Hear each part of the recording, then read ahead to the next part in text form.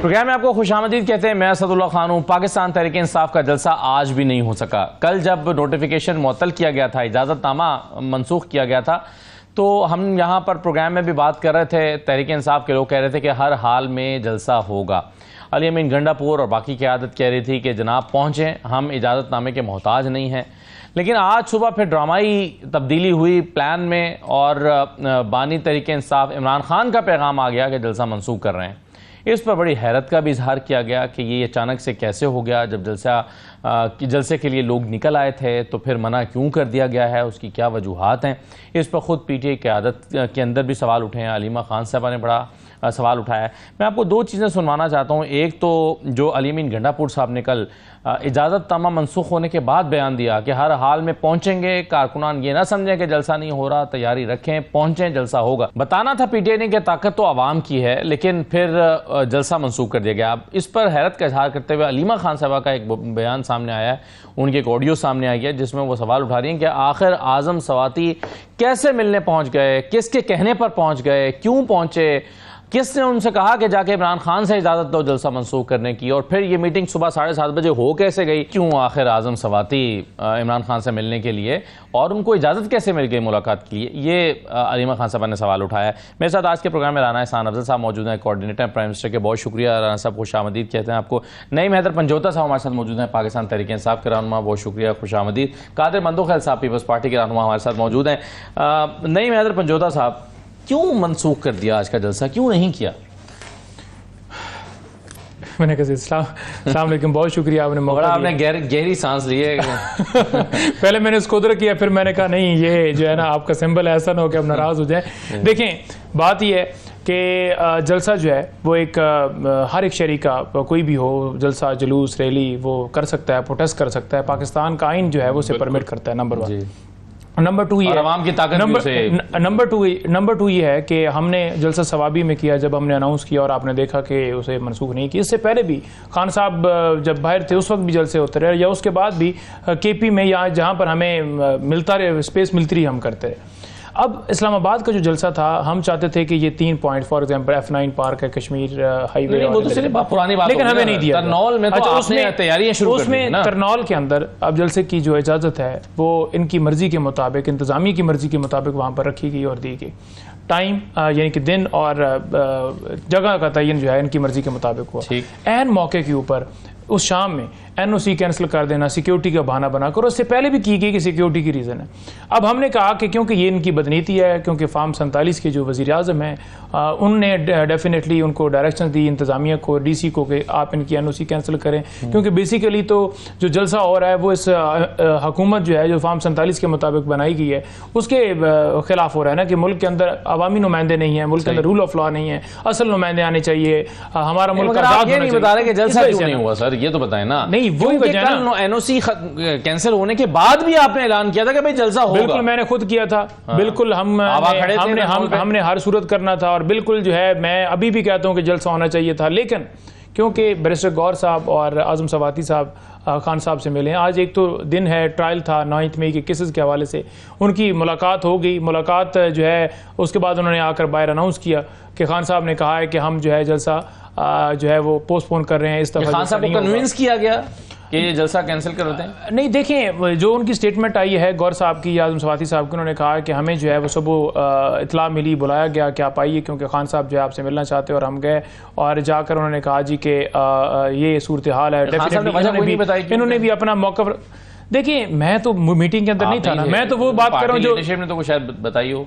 नहीं, देखें, जो बातचीत हुई है ना, जो बातचीत हुई है मुझे वो पता है, जो कोर कमेटी के अंदर डिस्कशन हुई है कि बताएं जी क्या हुआ है, तो वहाँ पर जो बात रखी गई है वो ये रखी गई है कि जो इस वक्त सूरत हाल मुल्क के अंदर कर्फ्यू नाफिज किया गया है, 9 मई का जो नया एक प्रोपेगेंडा या वो एक ना हो जाए, और नया कोई प्लान करके और नए तरीके से लोगों को शहीद और सारा सिलसिला ना किया जाए। क्योंकि अगर आप देखें कि ओवरऑल मुल्क के अंदर कर्फ्यू नाफिज हो चुका था, आपकी मोटरवे बंद है, आपके तमाम लिंक्स बंद हैं, आपका GT रोड बंद है, इस्लामाबाद में जगह जगह स्कूल बंद है, हर चीज़ बंद है। तो ये सारी सूरत हाल एक ये दूसरा ये है कि जो आज ख़त्म नबूवत के हवाले से आज मुख्तलिफ एहतजाज जो है वो भी आज थे और आए हुए थे। दो, तीसरा ये है कि क्योंकि हम कोर्ट के अंदर पहले गए हुए थे और कोर्ट उसके अंदर इन्वॉल्व थी, NOC दी गई थी, NOC के बाद देने के बाद बदनीति की बुनियाद के ऊपर कैंसिल करना और नया NOC जारी करना कि अब 8 को करें। तो ये सारी तीनों चारों चीजें मिलाकर आपके जलसे की तारीखें इंतजामिया दिया करेगी कि तहरीक साहब 8 तारीख को जलसा करेगी। देखें, जलसे की तारीख हमने देनी है। हमारे ऊपर जब खान साहब का हुक्म आ गया तो हम उस चीज को जो है वॉलेट नहीं कर सकते। खान साहब का हुक्म क्यों आया ये किसी को पता नहीं है। लेकिन राना साहब, एक जलसे के लिए, एक जलसा रोकने के लिए मोटरवे बंद कर दी गई, इंटरचेंज, मुख्तलिफ इंटरचेंजेस जो हैं उसके ऊपर कंटेनर्स लगा दिए गए, कोई अगर उसको क्रॉस करने की कोशिश कर रहा था उसकी गिरफ्तारियां शुरू हो गई। एक जलसा रोकने के लिए अपोजिशन का तो जलसे हक होता है, आप भी करते रहे हैं, क्यों किया आपने ऐसा? बिस्मिल्लाहिर्रहमानिर्रहीम। मेरे ख्याल से वो तो जो कुछ भी किया उसकी कोई इस्तेमाल ही नहीं हुआ, वो कोई फायदा ही नहीं उसका हुआ जो कंटेनर नहीं लगाए। क्यों लगाए? वो तो इंतजामिया ने अपनी जो भी, देखें बात ये कि जलसा रोकने के लिए लगाया ना, NOC नहीं मिला, लेकिन कहने का मतलब जो उन्होंने जो भी लगाया वो तो किसी काम ही नहीं आया, क्योंकि इन्होंने जलसा किया ही नहीं। वो कंटेनर का तो फायदा तब होता ना अगर वहां कोई आता, वहां कोई आया ही नहीं तो वो नाम लगाते। आप सही कह रहे हैं, इस्लामाबाद में लोग आज अपने दफातर में पहुंचने के लिए ख्वार होते रहे। मैं मान रहा हूँ ना, ये तो मैं मान रहा हूँ कि नहीं लगाना चाहिए था, क्योंकि इन्होंने आना ही नहीं था। तो एम बस वो फजूल में वो सारी एक एक्सरसाइज हुई, वो ना होती तो वो बेहतर था, क्योंकि हम तो सोच रहे थे आज हम जलसा सुनेंगे। नहीं, मगर आपने तो जलसा रोकने के लिए लगाए ना, आपने जलसा क्यों रोका? मैं तो कह रहा हूँ कि वो नहीं करना चाहिए था, वो तो फायदा ही नहीं हुआ ना लगाने का, या तो लगाते कोई फायदा होता, वो आए ही नहीं, अगर आते तो वो इस्तेमाल होता। लेकिन यहाँ से बड़े बेरहम हैं आप। नहीं, यहाँ में ये एक तो जलसा करने नहीं देते, नहीं, दूसरा आप टॉन्ट भी कर रहे हैं। नहीं, जलसा करना इनका आईनी हक है, और रोकना आपका आईनी हक है। नहीं, देखें, जो उन्होंने जो NOC मनसूख किया है उसमें कहाँ लिखा है कि हम इनको ये हक नहीं दे रहे? उसमें तो सिक्योरिटी की वजह लिखी है ना, उसमें ये तो नहीं लिखा कि इनका आईनी हक नहीं, आईनी हक है इनका कि जलसा करें। लेकिन अगर सिक्योरिटी की सिचुएशन है तो उस बेसिस पे 25,000 नफरी हमें रोकने के लिए लगा दी है। NOC मंसूख हो गया, 25,000 हमें रोकने के लिए लगा दिया, हमें सिक्योरिटी नहीं दी जा सकती। 4-5 मैंने प्रोग्राम किए थे, जो इन्होंने तूफान उठाया हुआ था कि हम जैसा करेंगे, कोई सुनामी आने लगा है, लेकिन वो फिर उसी वजह से 25,000 अलकार आए ना, कंटेनर आए। 25,000 लोगों से डर गए आप? नहीं, हम तो नहीं डरे, हम तो नहीं डरे। देखें, क्या आप चाहते हैं कि मुल्क के अंदर लाशें बेचें, जो इन्होंने 9 मई को चाह रहे थे ना? हमारे 16 लोग शहीद किए गए, 100 के करीब जख्मी किए गए। ठीक है, नहीं साहब, ये मैं जरूर कहूंगा कि देखें, ये इनको अप्रिशिएट इस पे जरूर करना चाहिए कि ये कानून को मानते और ये सारी चीजों को आइन और कानून के मुताबिक चल रहे हैं। ठीक है, इनके लिए क्लैपिंग कि इन्होंने जो है वो NOC मनसूख हुआ तो जलसा नहीं किया, हम अप्रिशिएट करते हैं। ठीक है, थैंक यू। तो आइंदा भी ऐसे ही होता रहेगा? आप मानेंगे आइन और कानून को? नहीं, हम तो मान रहे हैं, हम तो नहीं मानेंगे, तो मान रहे हैं।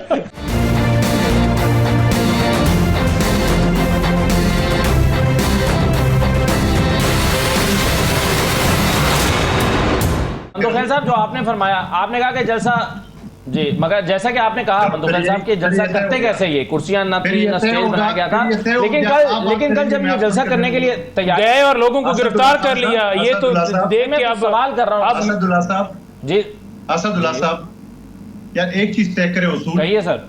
कि जब कोई बोल रहा हो तो बीच में ना बोल, नहीं तो इनको भी नहीं बोलने दूंगा। ये ड्रामा बंद होना चाहिए। अच्छा, अब सवाल ये नहीं ना बोलने दे, मैं तो बोलूंगा दरमियान में, आप मुझे ना बोलने दीजिए। नहीं साहब, डन हो गया। अच्छा, नहीं डन हो गया, ये तो खामोश हो गए। सवाल मैं कर रहा था आपसे, शायद आवाज आपने पहचानी। मेरा सवाल आपसे ये था कि ज़िमनी सवाल ले लीजिए इसको, वो ये है कि जब कुर्सियां वहां पर लगाने के लिए या स्टेज बनाने के लिए कारकुन पहुंचे, उनको गिरफ्तार कर लिया गया वहां से, तो जब गिरफ्तार कर लिया गया तो कुर्सियां, स्टेज बनता ही कैसे, जो आप कह रहे हैं कि जलसा कैसे होना? ओ भाई, स्टेज, अच्छा सुन तो सही, ऐसा कोई ट्रक पकड़ गया जिससे वो सामान ला रहे थे? ऐसा कोई ट्रक कुर्सियों से भरा हुआ आया जो पुलिस ने पकड़ लिया है? तो खुदा को मानो, जलसे होते हैं इतना बड़ा लेवल पे। अच्छा। पाकिस्तान लेवल पे 3 दिन पहले। अच्छा, उसके बाद वो जलसा कैंसिल हो गया। इनके रहनुमाओं ने, वो इस्लामाबाद के सदर ने कहा कि भाई हमारे पास हाई कोर्ट की मंजूरी है, 4 बजे अरालात में होगा। खैबर पख्तूनख्वा के वज़ीर आला ने कहा कि हम क्रेन समेत आएंगे वगैरह वगैरह। ये सुबह 7:30 बजे कौन सी वहां पे मखलूक गई है और किसकी हिदायत पे गई है, किसके कहने पे? कि मैं कहता हूँ ये सब झूठ है। इन्होंने एक बहाना ढूंढा था कि भाई खान साहब ने हुक्म दिए। आपको इस्लामाबाद हाई कोर्ट में याद है जब असद उमर को, अपना उमर अयूब को घेर लिया कारकुनों ने कि खान रानी हो गए, तुम लोग को हम घसीटेंगे रोड पे। तो अब इनके पास बाना नहीं था, अब इस मरतबा खान का बाना बना लिया। वो अच्छा वो वीडियो ऑडियो लीक हो गई है। चले मनोहर साहब, ये तो आपकी बात अगर मान भी ली जाए, आपकी ये बात मान भी ली जाए कि इनकी जलसे की तैयारी नहीं थी या जलसा ये करना नहीं चाहते थे या इनकी नीयत ही नहीं थी कल से, वरना स्टेज बनाया गया होता, चलिए ठीक है आपका आर्गुमेंट, लेकिन हुकूमत के पॉइंट ऑफ व्यू से क्या इनको अलाउ नहीं कर देना चाहिए कि जलसा हो रहा है तो भाई करने दें? क्यों बार बार नोटिफिकेशन कैंसिल करते हैं, इजाजतनामा मंसूख करते हैं? क्या इस्लामाबाद में जो आज क्राउड जमा हुआ उसने कोई एनओसी ली थी? क्या जमा इस्लामी ने 10 दिन धरना लिया था, उसने एनओसी ली थी? ओ भाई खुदा का वास्ता, ये बेचारे जो है ना, ये इसी तरह एनओसी किसी ने रोका उन्हें, और अगला किसी ने रोका, किसी ने रोका उन्हें, किसी ने उनके ऊपर वाटर कैनन का इस्तेमाल किया, तशद्दुद किया, किसी ने किसी को पकड़ा? हमें बताया ना कि कहीं पर रुकावट आई हो।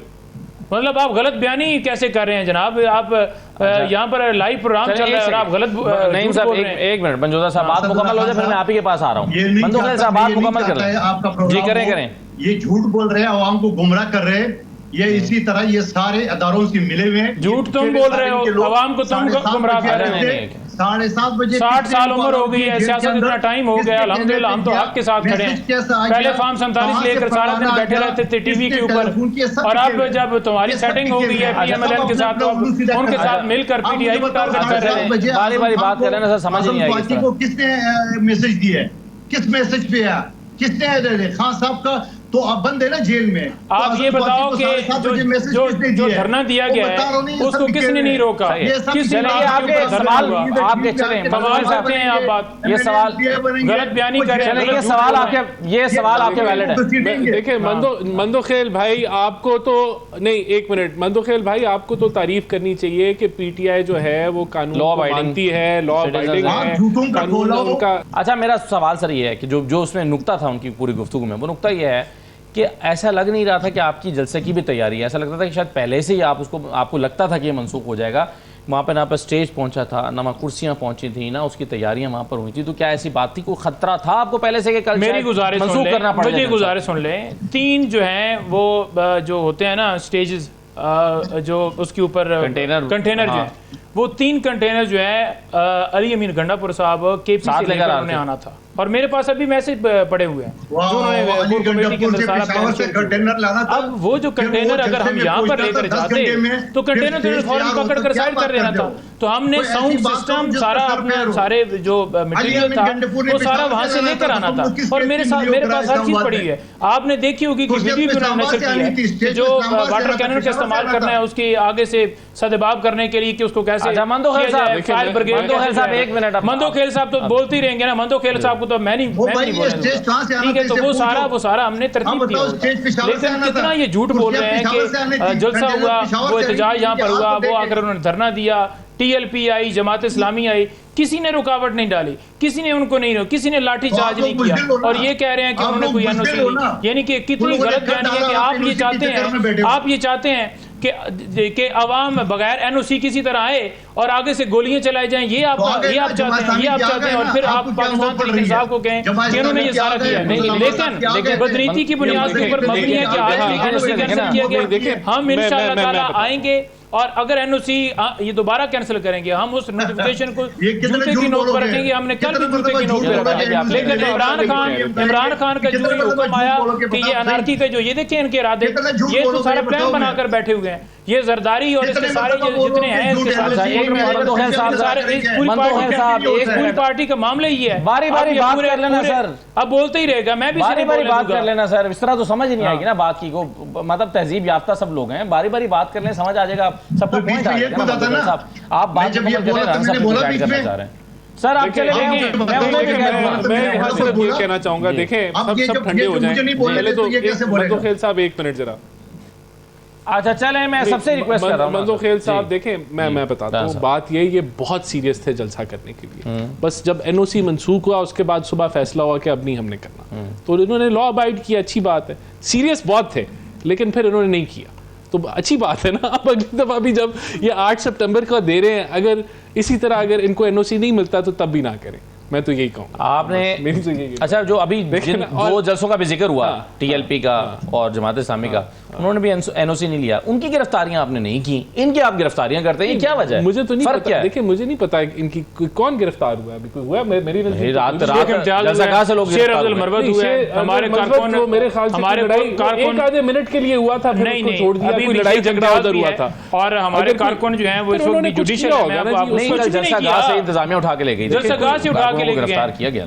तो मेरे ख्याल से जब वो मनसूख हो गया, इजाजत नहीं थी जब उन्होंने वो उसको किया, तो वो फिर नहीं, तो जब जमात इस्लामी को भी इजाजत नहीं थी, उनको गिरफ्तार आप क्यों नहीं करते ना, सवाल ये उठ रहा है। उसकी मेरे ख्याल से उसकी मेजर जो वजह ये है कि इस जमात का एक वायलेंस की अब जो है ना, एक इतना बड़ा वो किताबचा आप लिख सकते हैं, नहीं करने देना, नहीं देखें वो अनाउंस कर दें और हम भी फिर एनओसी अपने हिसाब से देखेंगे, देखें ना फिर एनओसी क्यों देते हैं? नहीं, एनओसी जब वो दिया, देखें आपका हक है आइन और कानून के मुताबिक कि आप आपका हक है, लेकिन आपको करने नहीं, हमारा फर्ज है, आपका हक है, हमने आपको देनी है। हमें नहीं पता था कि आप इतने कानून को मानते हैं और आप एनओसी की इतना एहतराम करते हैं मनसूखी का। मैं तो तारीफ कर रहा हूँ आपकी, आपने एहतराम किया एनओसी की, और जो जज्बात आप कल रात 12 बजे तक जो थे वो सारे वो जो है खत्म हो गए। एक चीज का जवाब और देते फिर मैं ब्रेक पर जाकर दूसरे मौजू पर आता हूँ।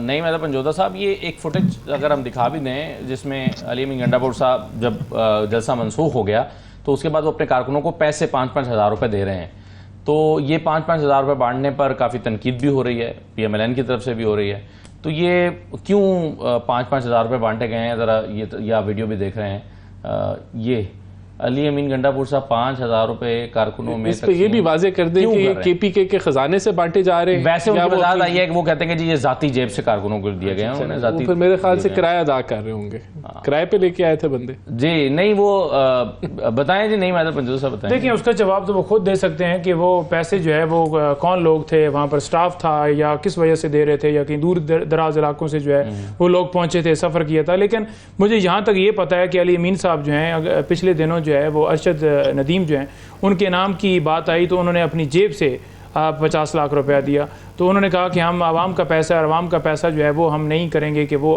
उसको देकर और अपने नंबर टांगते रहें और अपने ऊपर बैज लगाते रहें कि हम जो है बड़ा काम कर रहे हैं। ये आवाम का पैसा है जिसको रायगाह नहीं जाना चाहिए। इस वक्त सूरत हाल ये है कि आवाम जो है वो पिस चुकी है और इस वजह से लोग निकल रहे हैं, इस वजह से एहतजाज हो रहे हैं। वो चाहते हैं कि मुल्क जो है वो आइन और कानून के मुताबिक चले, और कोई भी रुकावट डालेगा, कंटेनर लेके आएगा तो वो डेफिनेटली वो अपनी उस डाके एक्सपोज होने से डरेगा, इस वजह से वो नहीं चाहेगा कि एक्सपोज डाका हो। मतलब चलें आखिरी जुमला फिर मैं ब्रेक पर जाता हूँ। ये तय हो गया है प्रिंसिपली PTI के यहाँ कि जब तक NOC नहीं होगा जलसा नहीं होगा, ये तय हो गया बात है, हम अप्रिशिएट। इस दफ़ा हमें इजाज़त जो है वो NOC जब मिलेगी, NOC के मुताबिक जो हम डिसाइड करेंगे कि ये दिन है तय हो जाएगा, और उसके बाद अगर ऐन मौके पर फिर जलसा आखिरी रात कैंसिल किया जाएगा तो फिर खान साहब ने भी कहा है कि ये लास्ट टाइम है और फिर इंशाल्लाह ताला हर सूरत जलसा होगा। ठीक है, चलिए एक छोटा सा ब्रेक लेते हैं जी, ब्रेक के बाद वापस आते हैं।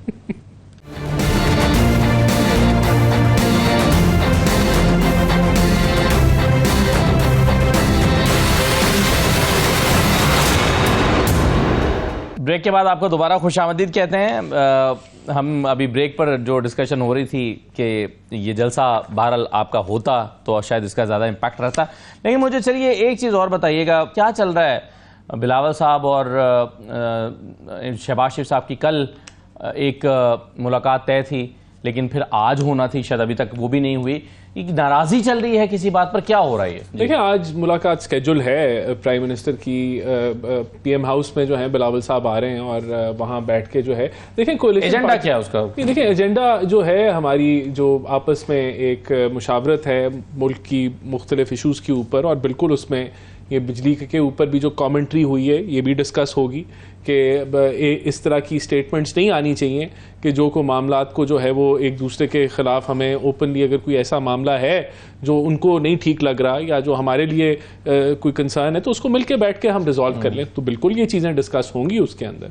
और सिंध का आपके ख्याल में शिकवा ठीक है बिजली की कीमतों के हवाले से? नहीं देखें हम कि जी आपने पंजाब में तो रिलीफ दे दिया, हमने नहीं दिया ना। देखें पंजाब हुकूमत ने दिया है, पंजाब हुकूमत आज़ाद है कि वो अपने डेवलपमेंट के पैसे कहाँ खर्चे। जिस तरह सिंध हुकूमत आजाद है, खबर आ भी रही है कि मुलाकात शुरू हो गई है प्राइम मिनिस्टर के बिलावल साहब। इसी तरह केपीके की हुकूमत आजाद है कि वो अपने डेवलपमेंट के पैसे कहाँ प्रायोरिटाइज करते हैं। अगर उनको लगता है कि इस वक्त ये बड़ा एक इशू है बिजली का और यहाँ उन्होंने कोई सब्सिडी देनी है, लेकिन सिंध ने कह दिया ना कि ये तो है ही बेवकूफाना बात है ना, ऐलान ही बेवकूफ। ये उनका पॉइंट ऑफ व्यू है ना, ये उनका पॉइंट ऑफ व्यू है। वो अपना जहां वो उनको जो प्रायोरिटी लगती है वो वहां कर लें। देखें, एक मैं यहां आपको टेक्निकल बात भी बता दूं कि 45 अरब दे रहा है ना पंजाब, सिंध को 10 अरब देने हैं। यही सब्सिडी मैच, वहां आबादी कम है ना। इसी तरह केपीके को मेरे ख्याल से 6 या 7 अरब देने, बलूचिस्तान को 1 अरब देना है। तो ये उनको इतने पैसे नहीं एलोकेट करने, लेकिन ये उनकी मर्जी है। ये कहना कि ये कोई पंजाब स्पेसिफिक है, तो हाँ, क्योंकि पंजाब हुकूमत का प्रोग्राम है। आपके जितनी भी डेवलपमेंट, सिंध की जितनी भी डेवलपमेंट होती है वो सिंध स्पेसिफिक होती है, केपीके स्पेसिफिक होती है। वफाक ने तो ये होगा क्या इसमें? खबर यह है कि ब्यूरोक्रेसी जो है वो शशोपंज में पड़ी हुई है कि इसको एग्जीक्यूट कैसे करें। ये बिजली की कीमतें, बिल, बिजली के बिल, ये विफाक का सब्जेक्ट है, फेडरल सब्जेक्ट। लेकिन जब सूबा कहता है कि जी हमसे पैसे ले लें, वो क्या करेगा? सूबा पहले विफाक के पूल में डालेगा, नहीं, उसमें इसी तरह ही होगा। यही इस पे काम हो रहा है कि डिस्कोस के साथ मिलके जो सब्सिडी आई है उनको ट्रांसफर कर दी जाएगी और लोगों के बिलों में वो जो रिडक्शन है वो आ जाएगी और उसके पैसे पंजाब हुकूमत से जो है वो इन डिस्कोस को चले जाएंगे, डायरेक्ट जाएंगे डिस्कोस को। इसी तरह का मैकेनिज्म तैयार हो रहा है और हो चुका है। जो मेरी आखिरी अभी फेस्को के चीफ से बात हो रही थी तो वो कह रहे थे कि ये फाइनल हो गया है कि किस तरीके से हमने इसको ट्रांसफर करना है।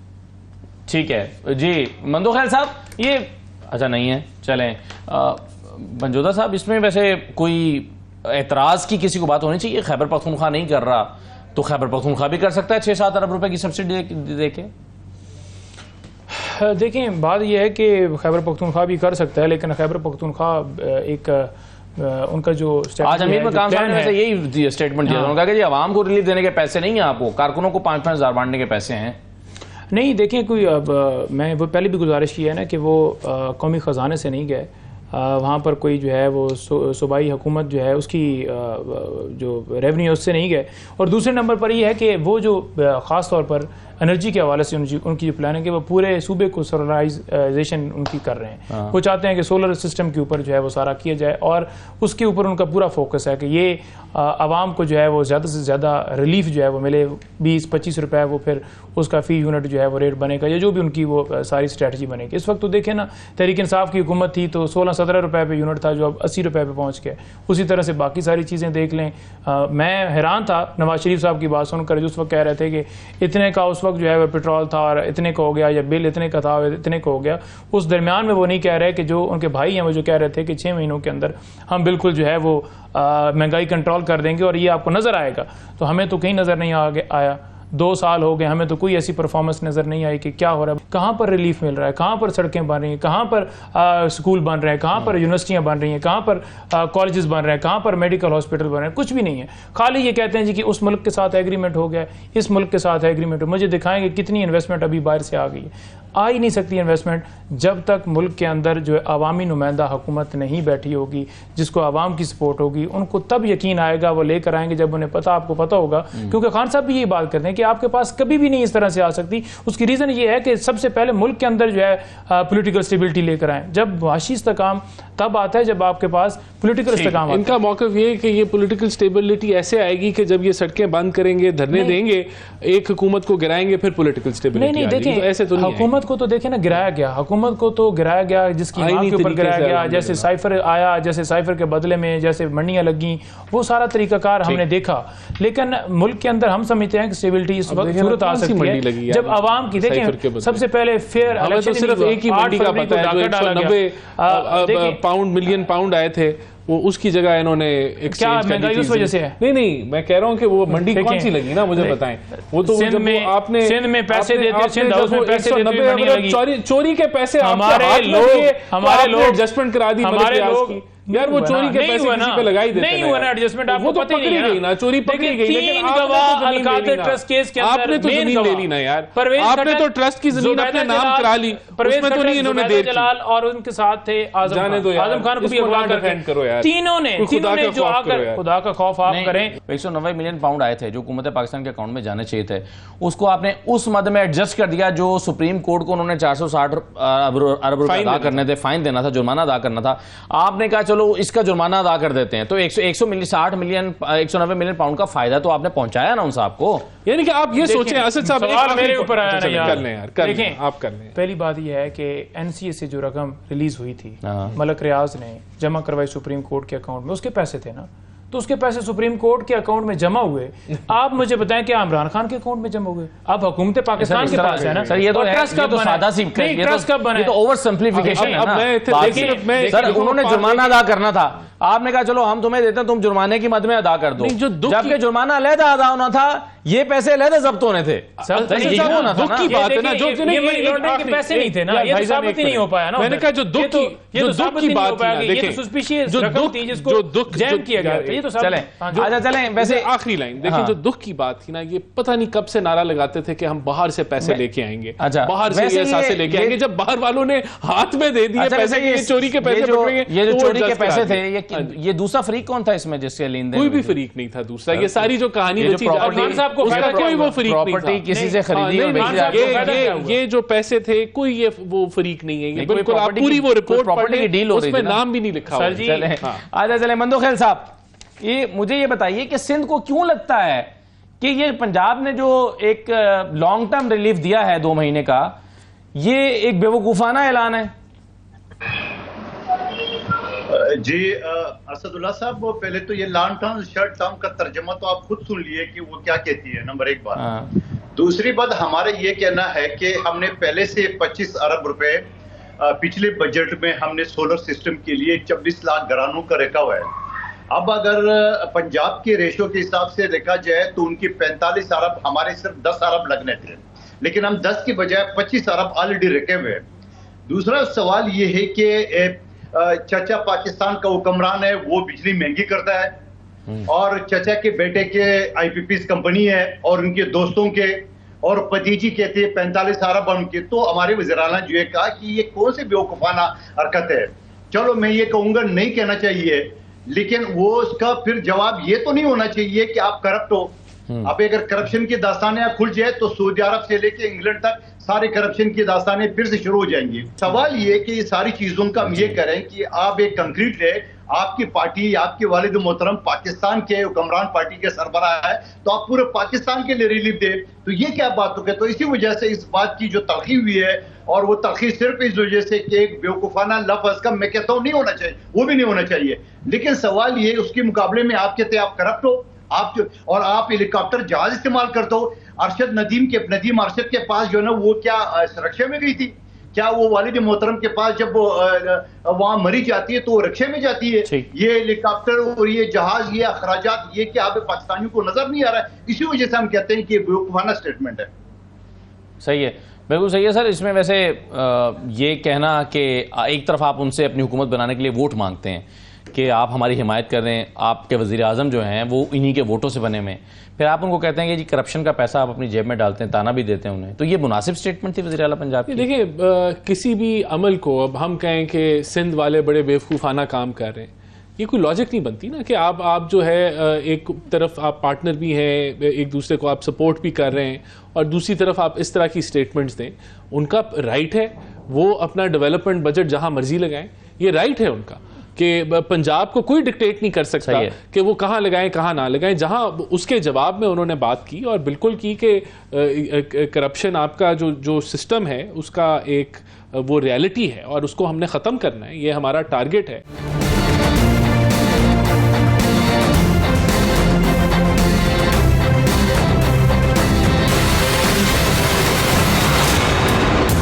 आपको खुशामदीद कहते हैं प्रोग्राम में। जो अभी आप देख रहे थे पंजाब की सिंध और सिंध के साथ की पंजाब के साथ जो बयानबाजी है, जिसमें हमें कुछ तानों का उनसे भी नजर आ रहा था कि फिर तनु भी मैं जाननी है, और वो कहते वो तो फिर तनु भी मैं जानना है, इस तरह के एक एक्सप्रेशन हमें मिल रहे थे।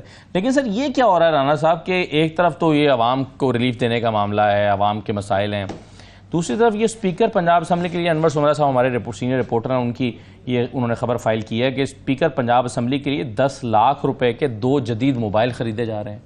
ये मतलब स्पीकर साहब अपनी जेब से भी मोबाइल खरीद सकते हैं, जैसे कि आपने खरीदा होगा अपनी जेब से। ये क्यों हो रहा है? पिछले दिनों में इनकी कोई 10-12 करोड़ रुपए की गाड़ी भी उनके लिए जो है उसके लिए भी तहरीक चली हुई थी। ये देखिए, ये तो स्पीकर ऑफिस जो है वो इसकी वजाहत कर सकता है, और कि किस मकसद के लिए खरीदे। हो सकता है कि वहाँ कोई एप्स जो हैं उन पे चलानी हो, मुझे नहीं पता। मतलब वो तो 50,000 रुपए के फोन पे भी चल जाती हैं वैसे। लेकिन ओवरऑल मैं बात करूं कि फेडरल गवर्नमेंट की तो ऑस्टेरिटी की ड्राइव चल रही है, बल्कि बहुत कोई कैबिनेट मेंबर तनख्वाह नहीं ले रहा, उसके अलावा जो है कोई लग्जरी कार्स नहीं इस्तेमाल हो रही, इंटरनेशनल ट्रैवल भी इकॉनमी पे है, और उसके अंदर भी आपको कोई बहुत ज़्यादा लंबा चौड़ा स्टाफ ले जाने की इजाज़त नहीं है। सिर्फ जिन लोगों ने कोई प्रेजेंटेशन करनी है या उधर कोई जिनका रोल है वो जाते हैं।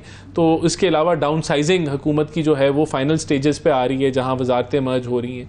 तो गवर्नमेंट को बिल्कुल अलहाक है, लेकिन ये अगर कोई ऐसा हुआ है तो ये स्पीकर ऑफिस जो है वो बेहतर वजाहत कर सकता है। अपनी राय क्या आपकी, ये होना चाहिए? मेरे ख्याल से ऑस्टेरिटी अपनानी चाहिए, लेकिन और मतलब 10 करोड़ रुपए की गाड़ी और 10 लाख रुपए के मोबाइल्स तो मेरे ख्याल से अपने होने चाहिए। उसमें तो मुझे नहीं पता कि इसकी क्या वजह है, वो बेहतर वजाहत कर सकेंगे, लेकिन मोबाइल्स तो जो है वो हर बंदा अपना खुद ही अफोर्ड करना चाहिए उसको। सही है। नहीं मेरे साहब, ये एक शटर डाउन हड़ताल होने जा रही है पूरे पाकिस्तान में 28 तारीख को जमात इस्लामी कर रही है। पहले भी उन्होंने एक बड़ा कामयाब धरना किया, जिसमें फिर हुकूमत के साथ वो आवाम के लिए रिलीफ लेकर उठे उनके बकौल। तो आपको कुछ इससे मतलब आप कोई उनके साथ बातचीत करके उसका शिरकत करेंगे उसमें, या हिस्सा बनेंगे उस शटर डाउन हड़ताल का? चलें उनके, अगर वो कामयाबी से कर रहे हैं तो आप उनमें ही पार्टिसिपेट कर लें। देखें, पहली बात तो यह कि जमात इस्लामी ने जब धरना शुरू किया था तो मैं नहीं समझता कि उन्हें उस धरने को पोस्टपोन करना चाहिए था, ख़त्म करना चाहिए था। ये कहना कि इतने महीनों के बाद या 1 महीने के बाद जो है हम दोबारा देखेंगे कि क्या वाकई कमी आई है या नहीं आई है, क्योंकि एक लॉलीपॉप दिया गया था और उन्होंने भी एक बहाना ढूंढा कि बहाने से हम एक कमी तो आ गई ना बिजली में। और कौन सी उनके धरने की वजह से आई है? नहीं, वो तो मियां हम तो वैसे ही लगे हुए हैं। 3.5 लाख बिल आया भाई जाना, मेरे को सारे बिल मौजूद नहीं, केड़ी कमी आ गई है। लोगों की तनख्वाह, एक बंदी की तनख्वाह 20,000 25,000 हो, ये तो कोऑर्डिनेटर हैं, इनके बाकी भी अपने बिजनेस होंगे और इनका तो ठीक होगा। लेकिन आप आम आदमी को सोचें, आप आम आदमी को सोचें, नहीं आम आदमी को सोचें ना, जिनकी कैपेसिटी नहीं है, जिनकी पे ही इतनी नहीं है, जो दिहाड़ी लगाते हैं, जिनको कभी दिहाड़ी मिलती है और कभी नहीं मिलती, उसका सोचे ना कि वो अपने बच्चों की फीस कैसे अदा करेगा। नहीं, 30,000 बिल होगा तो क्या वो 30,000 उसकी कमाई के बाद उसके पास पैसे बचेंगे कि वो दवाई ले सकेगा या रिलीफ दिया है ना? सामान कौन सा रिलीफ दे दिया जी? कौन से 200 से 500 को भी रिलीफ दिया है, 14 रुपए। 14 रुपए कितने अब रह गए? अब 80 से 70 पे आ गए। 80 नहीं है ना, अच्छा 80 सबसे 60 पे आ गया होगा। 60 रुपए देखिए मेरे ख्याल से जो नहीं ये 40 रुपए का यूनिट पड़ेगा, उससे भी कम का पड़ेगा शायद। लेकिन इवन अगर वो 17-18 रुपए से उठा के 40 रुपए पे चला गया है तो फिर भी लोगों के लिए महंगा ना? नहीं, 17-18 रुपए का नहीं था ये यूनिट। ये जब पीटीआई का दौर था तो 33 रुपए का यूनिट था। अच्छा चलो, 100 से आप 64 पे लेकर आए। मेरे पास डेटा है, मैं आपसे डेटा शेयर कर लेता हूं। शेयर कर दें, डेटा तो हमारे पास भी है, वो तो कोई इशू नहीं है। देखें, मैं वही रिलीफ है सर राणा साहब, ये लॉन्ग टर्म रिलीफ है या शॉर्ट टर्म है? जो रिलीफ है, देखें ये तो ऑब्वियसली ये तो शॉर्ट टर्म है। अच्छा। ये तो 2 माह का रिलीफ है, लेकिन उसके बाद पंजाब अपना सोलर का प्लान लॉन्च कर रहा है। हम लोग इस वक्त 2 चीजें कर रहे हैं। एक तो कैपेसिटी पेमेंट्स का ऑडिट हो रहा है, जो 94 के 2002 के मुआहदे जिनको हम कहीं से कुछ गुंजाइश निकल सकती है उनका ऑडिट हो रहा है, बल्कि पूरे। और फिर हम जो चाइनीज जो हैं IPPs उनकी डेट रिप्रोफाइलिंग पे काम हो रही है। तो हम पुरुमीद हैं कि इंशाल्लाह आने वाले चंद हफ्तों में वहां से भी हमें स्पेस मिलेगी, और वो जैसे ही मिलेगी हम आवाम को ट्रांसफर कर देंगे। तो ये 2 ऑनगोइंग प्रोजेक्ट्स हैं जिनके ऊपर काफी तेजी से काम बढ़ रहा है। तशवीश है कि जो इंडस्ट्रीज मुसलसल बंद हो रही हैं, फैसलाबाद में लाखों लोग बेरोजगार हो रहे हैं, क्योंकि जो यूनिट जिस प्राइस पे मिल रहा है उन्हें, उस पर वो इंडस्ट्री तो नहीं चला सकते, वो कंपेटिटिव ही नहीं है। लोग फिर अपने ऑर्डर्स उठा के बांग्लादेश ले जाएंगे, इंडिया ले जाएंगे, रीजन में कहीं और ले जाएंगे। तो वो कहते हैं जी हम इंडस्ट्री चला ही नहीं सकते, इंडस्ट्री तो बंद हो रही है। नहीं देखिए, इसका कोई हल है आपके पास? देखिए सबसे 14 रुपए चले आपने आवाम को तो दे दिया। देखिए हमारी अभी तक जो आपने देखा है कि एक्सपोर्ट्स 30 अरब डॉलर क्रॉस किए हैं एक्सपोर्ट्स ने, और नॉन आईटी के अंदर बहुत बेनतहाशा हमने ग्रोथ देखी है। सॉरी, ये नॉन टेक्सटाइल के अंदर बेनतहाशा ग्रोथ देखी है। टेक्सटाइल का बिल्कुल इशू इस वक्त है, लेकिन उसके सिवाय बिजली के रेट के अलावा भी बहुत सारे इश्यूज हैं। और बिजली के रेट पे जो मैंने आपको कहा कि जो 2 ऑनगोइंग हमारे एफर्ट्स चल रहे हैं, अगर हमें वहाँ से सक्सेस होती है, जिसकी हमें पूरी उम्मीद है कि ये होगी, तो फौरी तौर पे ये इंडस्ट्री को और बाकी दीगर डोमेस्टिक सार्फिन को, बल्कि पूरे पाकिस्तान तक हो जाएगा ये मेरा ख्याल है कि ये 1.5 से 2 महीने के अंदर हमें उम्मीद है कि इसको हम कंक्लूड कर देंगे। राइट। कादिर मंदोखैल साहब, आपका बिजली की कीमतों के मौजू पर वफाक से मुतालबा क्या है सिंध का? देखिए, आज भी खबर आई कि 3 रुपए की 18 पैसे जो है ना कि इलेक्ट्रिक बिजली बढ़ा रही है, और पिछले बजट में भी 174 अरब रुपए जो है ना वो सब्सिडी दी है। तो हम ये समझ रहे हैं कि इस वक्त मैं आपसे मुखातिब हूँ, मेरे घर, मेरा दफ्तर मैंने सोलर पे कर दिया है। अब सोलर पे करने के बावजूद मुझ समेत हर पाकिस्तानी को ये खौफ है कि ये बताओ, ये जो 2000 अरब रुपए ये IPPs को दे रहे हैं, और या जहां 80 या 90% आवाम जो है ना वो सोलर पे चला जाएगा, तो ये पैसे कौन भरेगा? ये कहां से आएंगे पैसे? तो हमारे तो ओवरऑल ये वो है कि आप सिर्फ पंजाब को ना देखे। नवाज शरीफ साहब कौमी लीडर है, वो अपने आप को सूबाई लेवल तक न महदूद करे। वो पाकिस्तान का लीडर है, वो पाकिस्तान के हुक्मरान का वो सरबराह है पार्टी का। तो वो ओवरऑल पूरे पाकिस्तान के लिए एक पॉलिसी बना ले, और सबसे पहले ये IPPs को लगाम दे, उसके बाद जो मजीद महंगाई है वो कर ले। अब देख रहे ये ज्यादा मईशत दान है अपना राना साहब, ये आपका जो IMF वाला जो प्रोग्राम है, ये फिर जो है ना वो खसारे में पड़ गया, न जाने क्या वजूहत है उसके हवाले से। तो मैं समझ रहा हूँ हुकूमत जो है ना वो सिंसियर नहीं है अपने प्रोग्राम को जामी, या हुकूमत जांच उड़ाना चाह रही है वफाकी हुकूमत से, क्योंकि इनका टोटल फोकस है पंजाब हुकूमत पे। पंजाब हुकूमत को प्रमोट कर रहे हैं, वहां भी जाके टाइम स्क्वायर न्यूयॉर्क में मरियम नवाज साहबा की तस्वीरें जो है ना लगा रही है। वो पैसे बेवकूफ़ी नहीं है, हेलीकॉप्टरों पे जाना बेवकूफ़ी नहीं है, और टीवी पे इश्तिहार देना बेवकूफ़ी नहीं है। तो मैं ये समझ रहा हूँ इनको इन सारी चीज़ों को ख्याल रख के पूरा पाकिस्तान का ख्याल रखना चाहिए। वफाकी हुकूमत है, इनको अपनी पॉलिसी पे नजरसानी। उम्मीद है कि इस वक्त जो इशाया जारी है, बिलावल साहब कुछ ना कुछ लेकर उठेंगे, प्राइम मिनिस्टर से कोई एश्योरेंस लेकर उठेंगे। आपको भी इन्होंने इस दौरान में अपना फोन पे कोई डेटा दिखाया है, आप क्लेम करते हैं कि हमारे दौर में तो 17-18 रुपए था, तो आपको इन्होंने दिखा दिया ना कि आपके दौर में भी 33 रुपए था? मुझे उन्होंने एक फिगर दिखाया है जिसके मुताबिक 20 रुपए उन्होंने दिखाया है कि जो 33 रुपए नहीं था, 33 रुपए इंडस्ट्री का उन्होंने दिखाया, इंडस्ट्री का। लेकिन ये भी इन्होंने एक ड्राफ्ट बना हुआ दिखाया है, लेकिन एग्जैक्ट तो घरेलू सार्फिन का कितना था आपके जमाने में? 20। अभी कितना हो गया सर? देखिए मेरे ख्याल से जो 200 यूनिट इस्तेमाल करते हैं उनका अभी भी 20 है। फिर ये स्लैब वाइज नहीं 20 किधर है? अभी भी 20 है। 200 यूनिट वाले से नीचे का 20 रुपए। मैं घरेलू की बात कर रहा हूँ कि मेरा 1.5 लाख बिल आया है। नहीं, आप 200 यूनिट इस्तेमाल करते ना, ये 200 यूनिट इस्तेमाल करते हैं। मैं समझा लेने दें, मैं बात ये कि स्लैब्स बने हुए हैं, जो जिसका 500 से ऊपर यूनिट का है उसको मेरे ख्याल से 50-55 रुपए का यूनिट पड़ता है, जिसका वो उससे नीचे थोड़ा वो इस तरह ये बढ़ता है। ये कोई था ही नहीं PTI के दौर में। पहले भी स्लैब्स थे, आज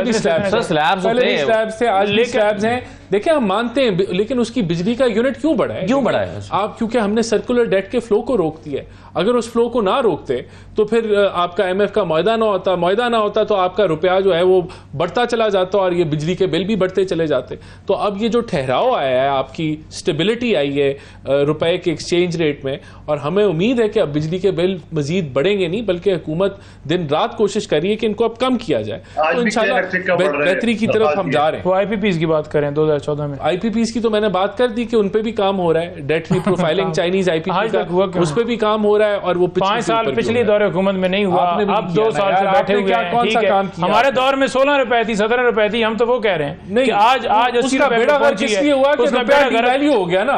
और अगर आप वो सीपेक के प्रोजेक्ट कर लेते हैं, नहीं रुपया क्या, आप मैं बताता हूं, क्योंकि आप IMF का मुआहदा आपने लेट किया, 8 महीने बाद किया, हुकूमत में आने से रुपया डिवैल्यू हुआ। चलिए जी, बहरहाल बहुत शुक्रिया राना साहब आपका, नहीं मतलब मंजूदा साहब और कादिर मंदोखैल साहब, बहुत शुक्रिया प्रोग्राम में शिरकत करने के लिए। इजाज़त दीजिए, अल्लाह हाफ़िज़।